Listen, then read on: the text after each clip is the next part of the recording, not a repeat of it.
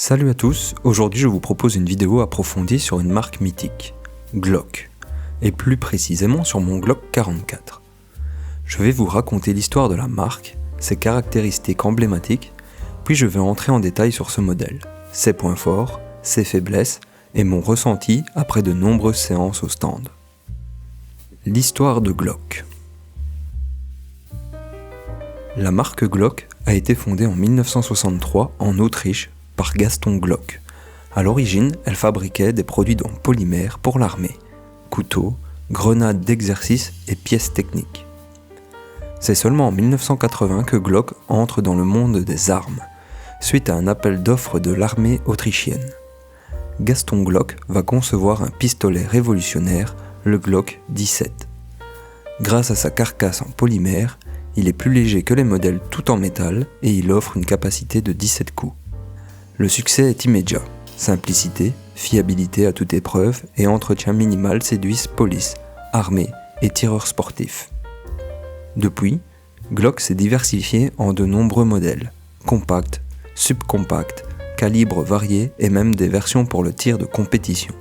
Aujourd'hui, Glock est devenue l'une des marques les plus répandues et respectées, associée à un style sobre et fonctionnel. Les points forts et la philosophie Glock.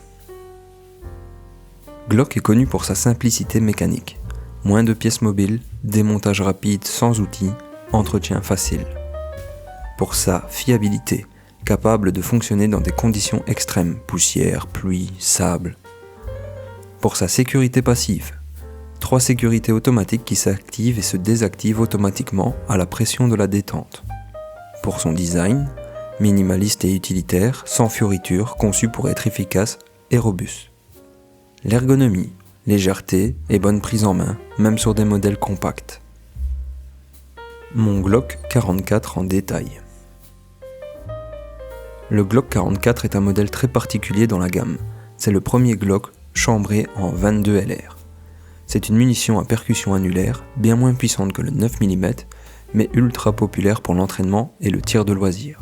Les points forts du Glock 44 sont le recul quasi inexistant, parfait pour apprendre ou perfectionner le tir, le coût des munitions, le 22 long rifle est beaucoup plus abordable que le 9 mm. Pour son poids plume, à peine plus de 400 grammes chargés, très agréable à manipuler. Même taille qu'un Glock 19, idéal pour l'entraînement, car on garde les mêmes sensations, la même ergonomie et la même visée qu'un modèle plus puissant. Pour ce qui est de ses caractéristiques techniques, le calibre est en 22, il a une capacité de 10 coups, sa longueur totale est d'environ 185 mm, sa hauteur de 128 et sa largeur de 32. Son poids à vide est d'environ 415 grammes.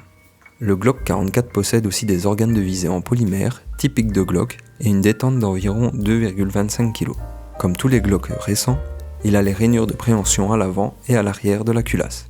Mon ressenti après plusieurs séances, au stand, je trouve qu'il est très précis jusqu'à une quinzaine de mètres, même pour des débutants.